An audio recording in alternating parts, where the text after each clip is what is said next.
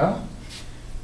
Ce qui s'est passé, on va dire, il y a à peu près, ça doit être autour d'il y a 200 ans, à peu près à l'époque de la Révolution française, c'est qu'il y a des gens qui ont décidé de développer une autre forme de représentation.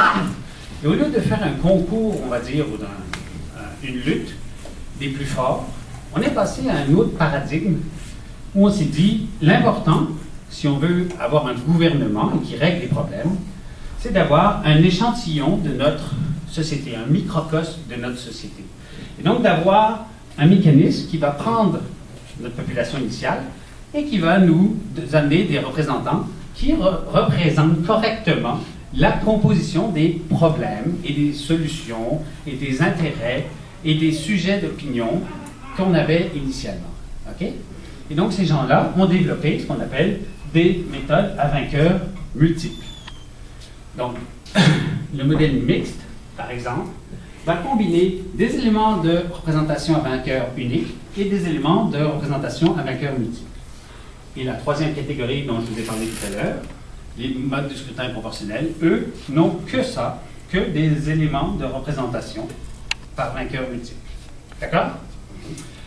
Alors, on va passer au deuxième type de représentation, les modèles mixtes. Je vais faire une petite parenthèse. Les modèles mixtes, il faut comprendre d'où ça vient. Ça n'a pas été développé pour répondre à un modèle. Ça a duré et ça reste encore parce que ça a quand même répondu aux besoins qu'on voulait.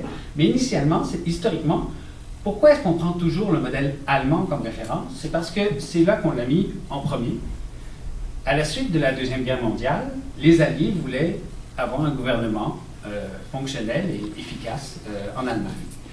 Et donc, ils l'ont imposé, puisqu'ils avaient gagné. Et on avait 4 alliés.